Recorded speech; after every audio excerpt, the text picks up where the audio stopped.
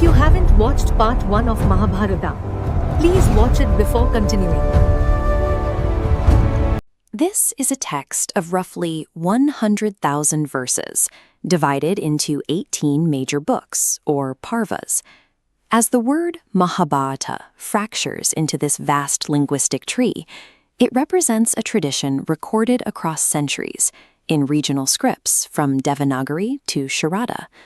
To put that volume into perspective, you could combine the Iliad and the Odyssey, multiply them by 8, and you would only just approach the length of this single Indian text. When 19th century Western philologists first encountered this density, they developed what they called the atomistic theory. They operated on the assumption that a straightforward heroic poem was buried deep underneath all the structural noise. Look at this page from an early critical analysis. Scholars viewed the extensive philosophical and legal treatises woven throughout the epic as a malignant parasite that hampered the original heroic drama. By applying classical Greek standards of formal perfection, expecting a tight, linear narrative, these early Indologists misread the architecture of the text. They characterized it as a broken poem, failing to recognize its intended design. In the 20th century, Vishnu Sukthankar shifted the focus away from the idea of corruption, identifying the text instead as a polygenous tradition, a work with multiple origins growing simultaneously across different regions. The introductory paragraph of the prolegomena shown here proves this point. It details the existence of widely divergent northern and southern recensions, demonstrating that the text was physically fractured across geographic lines for centuries. To manage this sprawl, anonymous scholars engaged in diascholastic activities, the continuous, deliberate editorial reworking and synthesizing of these scattered regional manuscripts into a single entity. We can visualize the result of their work through this schematic. These concentric rings represent a retroactive double narrative framework, a system designed specifically to synthesize competing redactions into one whole. The Mahābhārata functions as a highly engineered, living repository of knowledge. Popular tradition offers a supernatural explanation for the epic's creation. The sage Vyāsa composed the verses in his mind and dictated them continuously to the god Ganesha. Textual archaeology reveals that the story of Ganesha acting as a scribe is a late interpolation, inserted long after the fact to provide a divine origin for the epic. Watch how this flock of birds is constantly shifting shape without breaking apart. This mirrors the bedrock of the text, a fluid, orally transmitted bardic tradition that originally lacked a fixed scriptal structure. To stabilize the oral tradition, redactors created framework V. Sage Vyāsa passes the epic to Vaiśampāyana, who recites it to King Jonamagia during a great snake sacrifice. This inner ring fills with color, representing a dialogue running uninterrupted through the core text. This inner frame housed the core text, known as Jaya. The original verses focused on the central conflict. However, the eventual 100,000 verse structure required a different container. Framework V allowed the original redactors to trap a fluid bardic song within the stable container of a semi-historical event.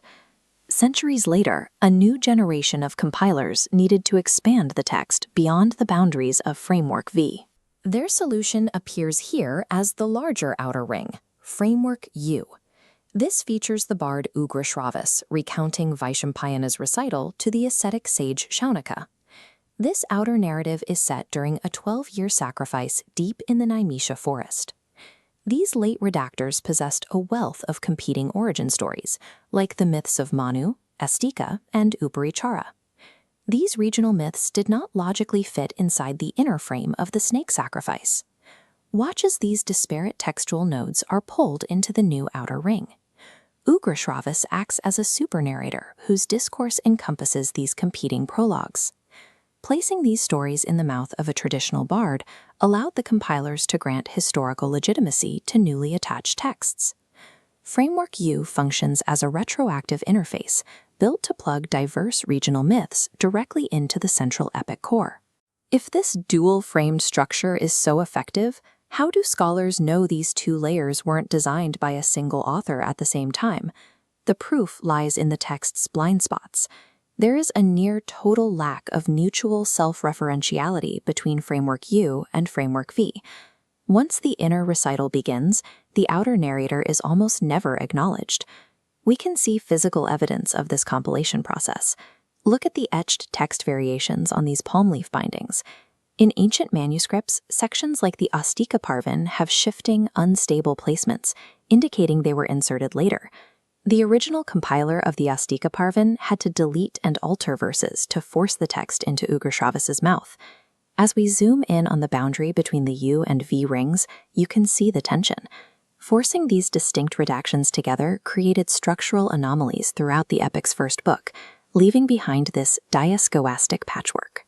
These mechanical inconsistencies provide the definitive proof of the epic's evolution through successive generations of redactors. We can reframe the conversation around these structural seams. The layered narrators are not artistic failures. They are the mechanisms that allowed the text to survive. Notice how these nested rings lock together and expand laterally. This open-ended architecture allowed the text to absorb massive datasets, spanning economics, sociology, and law, without collapsing its core narrative. This nested architecture reflects the Sanskrit concept of itihasa. Unlike a strictly chronological history, an itihasa functions as an eternal continuum, one that is both descriptive of past events and prescriptive for future conduct. The redactors engineered a repository of knowledge designed to evolve alongside Indian society. Looking back at the page that labeled these editions a malignant parasite, we can reject the 19th century atomistic view. The organismic view proves to be the accurate one. The didactic digressions, the philosophical interruptions, and the nested narrators are the true point of the text. The ultimate achievement of these anonymous editors was constructing a narrative container robust enough to hold the weight of an entire civilization. Decoding the retroactive frameworks of the Mahābhārata allows us to navigate a physical map of ancient India's intellectual evolution.